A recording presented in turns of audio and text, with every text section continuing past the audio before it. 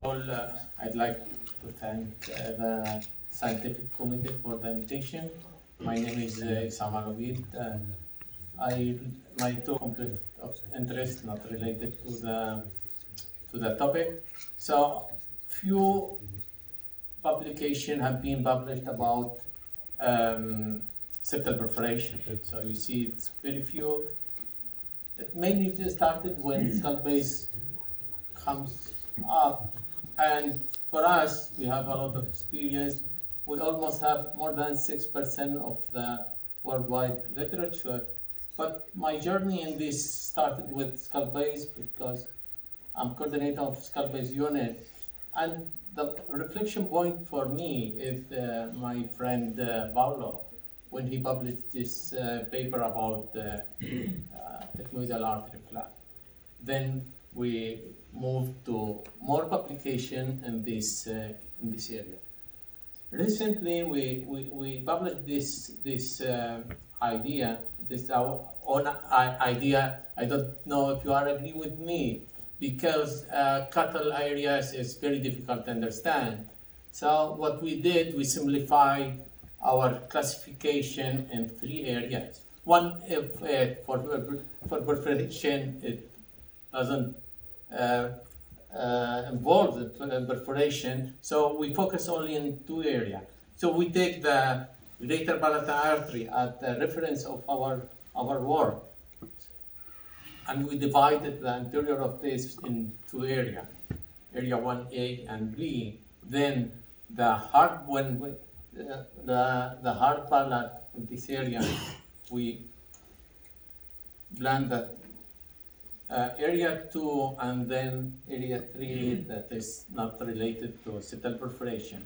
So what we do first in these cases, what we scored we investigate if there is cartilage bone remnant in the nasal septum, and based on this we have this algorithm. So if the perforation in the area 1, our main flap is the anterior middle artery flap. We can combine it with the inverted edges or zigzag, or we can go to the palatine artery because this is the artery and we can use it to reconstruct the septal perforation. So if there is no support, we go to the anterior pedicle inferior terminal. So of the perforation in the area 2, we have the anterior middle artery crossover flap and mucosal advancement. As Matthias said, this is you can do it by open approach as well from rhinoplasty. If there is no support in these cases, we go to the lateral wall, posterior pediculate 1, or from the inferior meatus and from the nasal floor.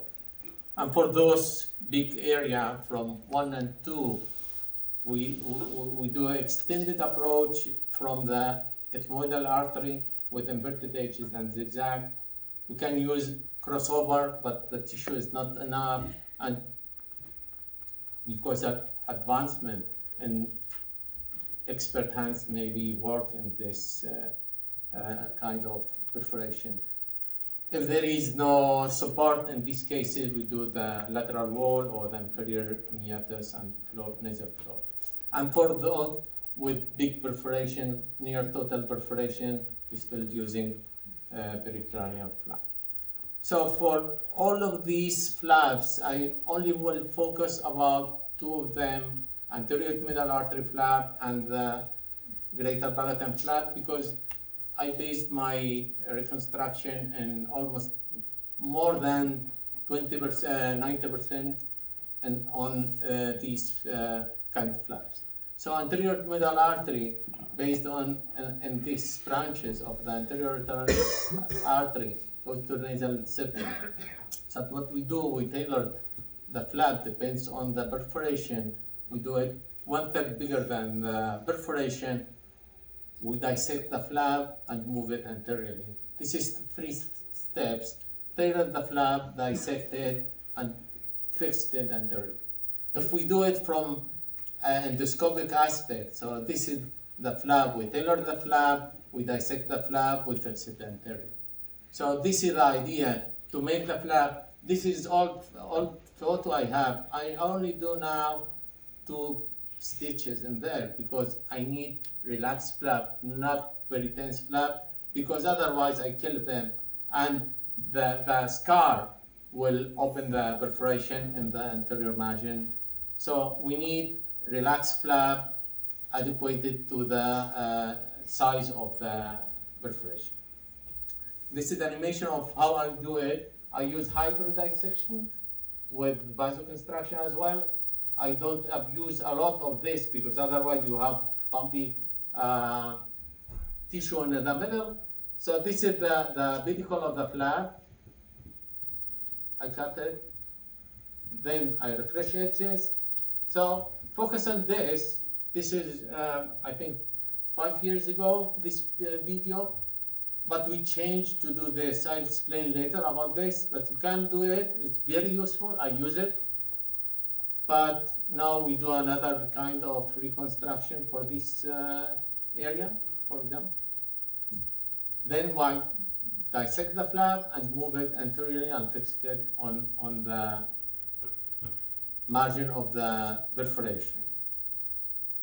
So this is the original paper from Castelnuovo. This is the flap and this is the reconstruction. But sometimes if you have this perforation, but you need to close this perforation bigger than that one. So what we did, we moved to the inferior meatus, we go to the rostrum, and we do bigger flap than this. So the difference in between simple and extended, that we go laterally and posteriorly. So we get more tissue to reconstruct the sculpture. And this is the idea of the extended one. So we do the same in this patient, but we go laterally and we go to the rostrum. And in this way, we have wider flap and larger flap, and to close bigger perforation. Again, this is refreshing edges. We don't use it now because we use inverted edges. I'll explain later about this. And what we get right now, you see, this is the floor of the nose, lateral wall, and even the rostrum. So we can move a lot of tissue from inferior lateral to anterior. So it's very useful for perforation of area 1 and 2.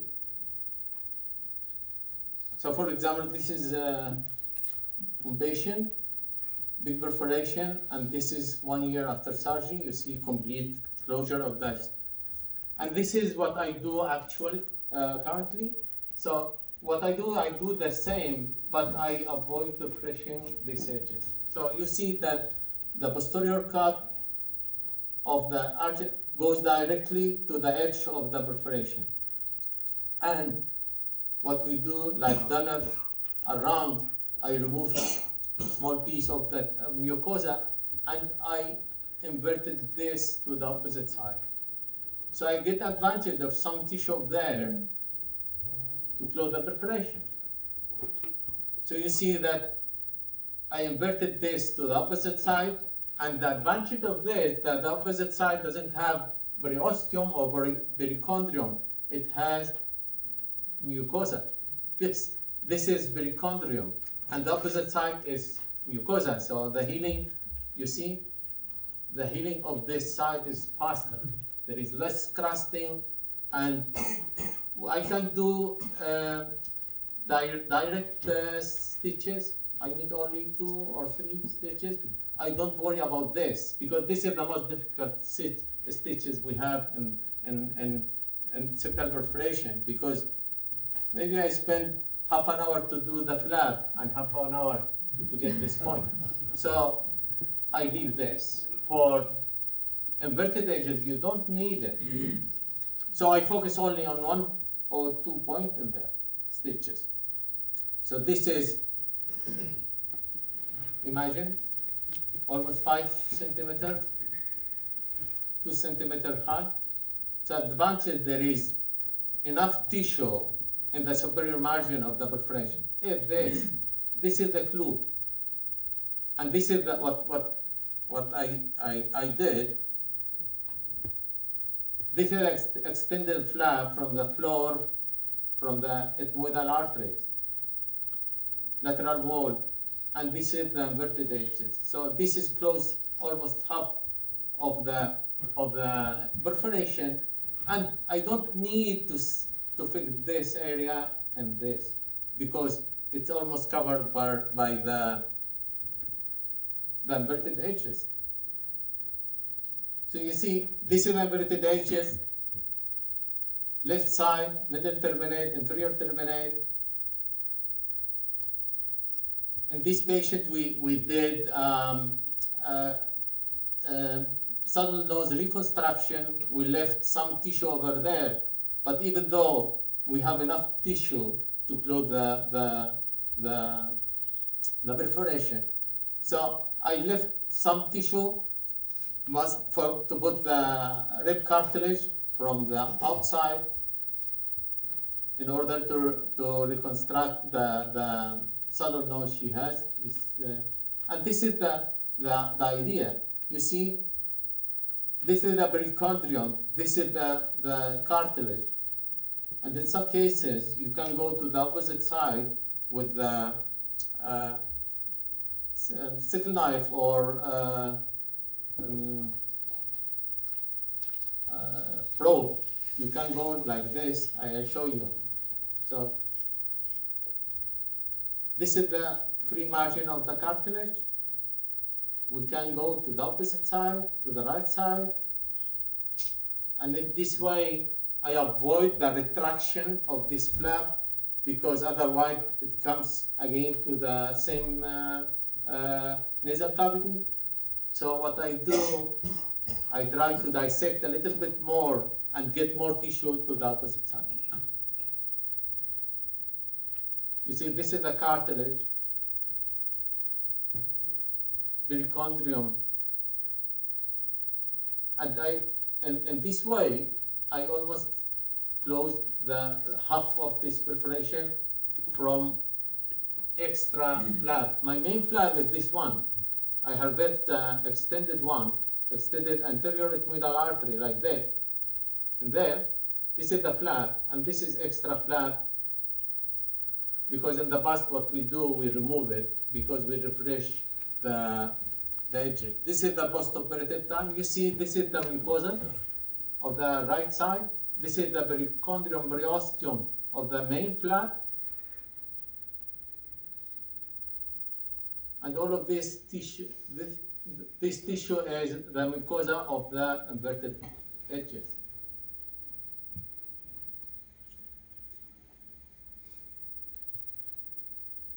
You see, it heals very well because this is mucosa, not the periosteum or perichondrium. This is the original size, you see, and the difference between this is intraoperative view. And this is the post-operative 3 months after surgery.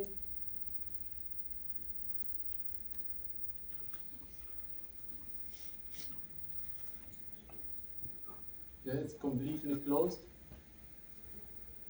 I met her this week, and there is no reperforation. It's very big perforation, and luckily for her that it's completely closed. So you see, this is the opposite side. This is the main flap.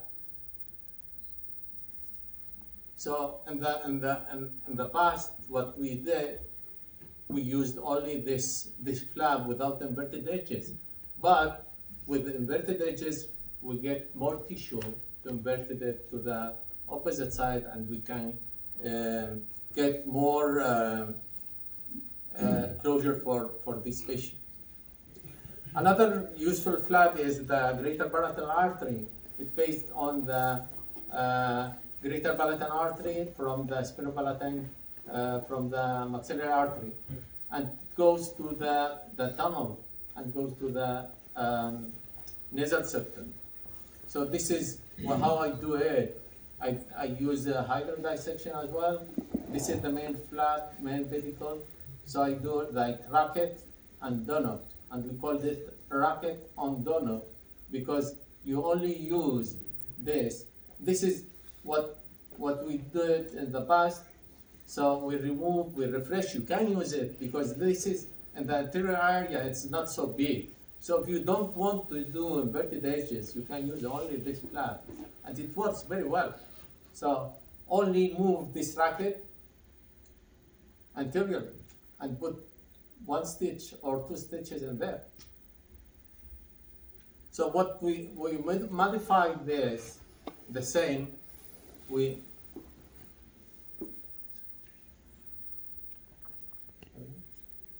do racket on donor. So in this case, what we do the same, but instead of refreshing these edges, we do inverted edges.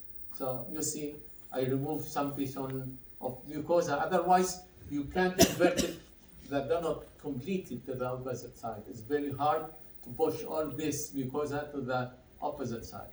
So it's very important not to touch this edge. Otherwise, you kill the inverted edges. So it's mandatory to keep this attached to the perichondrium of the opposite side. The same, we put it in the opposite side. This is the perichondrium. We have the mucosa on the opposite side. It heals very well. So this is the opposite side, the mucosa, and we move the racket anteriorly, and we do the stitches directly with the mucosa, with the remnant mucosa, because there is no overlapping in between the mucosa and the flap.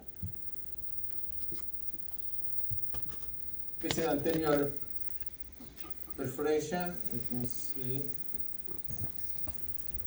You see, this is the canal. This is what we use for as a reference if we can use the racket to close this perforation. So if the perforation anterior to the canal, we can use this flap. This is a perforation, you see. And we the same, we harvest the greater palatine artery flap. We leave it in the nasal floor.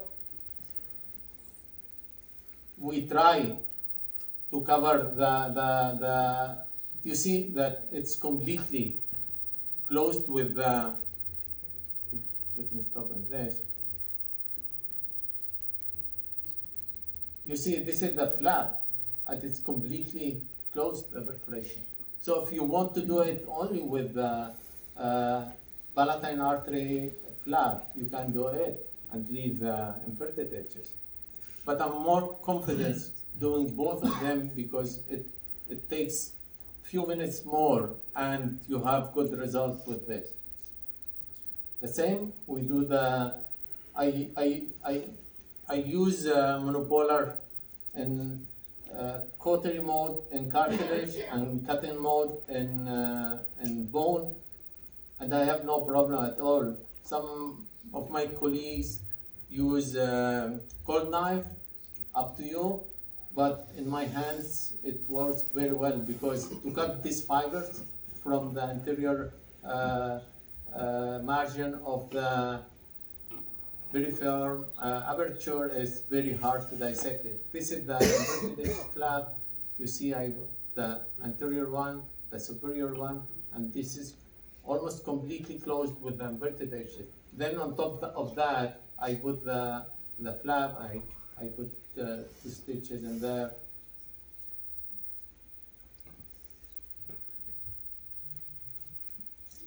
Another flap view. This is the greater palatine artery flap. This is the main the perforation. This is the opposite side. You see that there is a mucosa in this side, and it heals very well.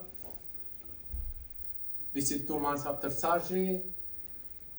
Baseline 2 months after surgery is very, very nice view, and it heals very fast. It's very easy to do. It's faster than anterior cleral artery because you only want to do like the racket. draw the racket and move it anteriorly.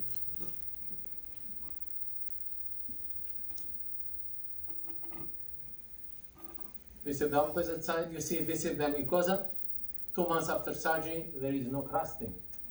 So it's very, very useful to use inverted edges in anterior septal perforation. This perforation is mainly due to nose peaking or drug consumed. So both of them generate a lot of crusting. So I leave the silicone sheet for 2 months or 3 months. I advise the patient that silicone sheet will keep in place for more time, at least to avoid nose peaking in the future. So to conclude, the osteocartilaginous support is crucial for flap election. In my hands, anterior middle artery is the main flap I use. Greater parietal artery gets more benefit in anterior perforations. For those without osteocartilaginous support, nasal floor and inferior meatus, at least in my hands, works very well in this patient. Pericranial flap is only for near total septal perforation. We don't have very good experience with total septal perforation. We at least need some remnant in the posterior margin of the septum, at least to get like distal irrigation of the pericranial flap. So we quit doing it for total septal perforation, and we did for near total. At least we have a small strip in the posterior edge of the perforation. This is the